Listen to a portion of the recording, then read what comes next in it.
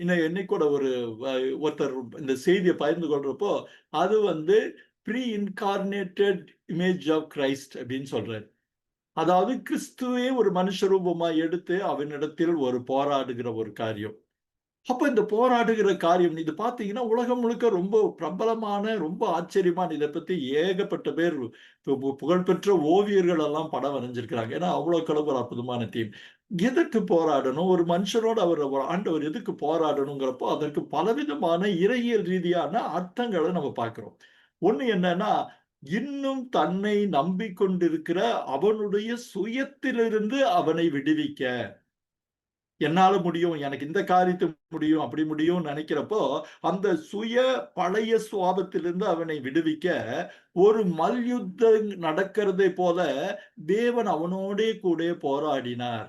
அப்படின்னு பல விளக்கங்கள் அதை பற்றி உண்டு. அப்போ போராடுவதோட நோக்கம் என்னன்னா, நீ முழுமையா என்ன சார்ந்து இருக்கணும். நீ என்னை விட்டுட்டு நீ இப்படி சார்ந்து இப்படி பண்ணலாம், அப்படி பண்ணலாம் நினைப்பதற்கான வாய்ப்புகள் ரொம்ப குறைச்சல். அப்படி இருக்க முடியாது. நீ உன்னுடைய தன்மையை மாற்றுவதற்காக மல்யுத்தம் போல, ஒரு வகையில சொல்லப்போனா மல்யுத்தம் போல. அப்போ அந்த முழுக்க அந்த ஒரு ஸ்பிரிச்சுவல் பேட்டில், இல்ல ஒரு பிசிக்கல் பேட்டில், இல்ல 2ம் சேர்ந்த ஒரு போராட்டம் நடக்குது. அந்த போராட்டத்துல நீங்க பார்த்தீங்கன்னா, அவன் இறுதி வரை போராடுகிறத பார்க்கிறோம்.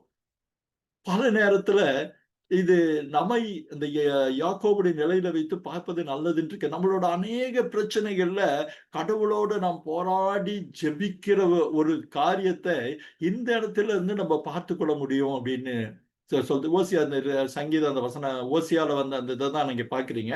அப்போ அந்த தேவனோட அவன் போராடுகிற காரியம் என்னன்னா, அவனுடைய சுவாபத்தோடு ஒரு பக்கம் தேவனுடைய வசனங்கள் காத்து கொண்டிருக்க, அதை முழுமையாய் விசுவாசிக்காதபடி தன்னுடைய சொந்த திட்டங்களை யோசிக்கிற, அவன் மனதோடு போராடுற, அவனுடைய சித்தத்தோடு போராடுகிற, அவனுடைய திட்டத்தோட போராடுகிறதற்கான ஒரு அடையாளமாய், இது தொடர்ந்து நடந்து கொண்டே இருக்குது.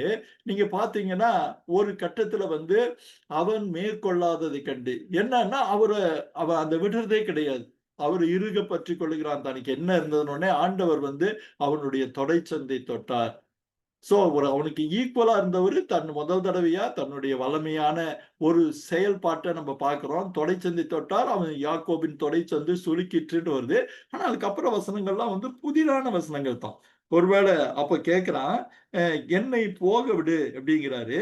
அப்போ அவர் அ உன் நீங்க பார்த்தா என்னை ஆசீர்வதித்தால் ஒழிய உம்மை போக விடேன்னு.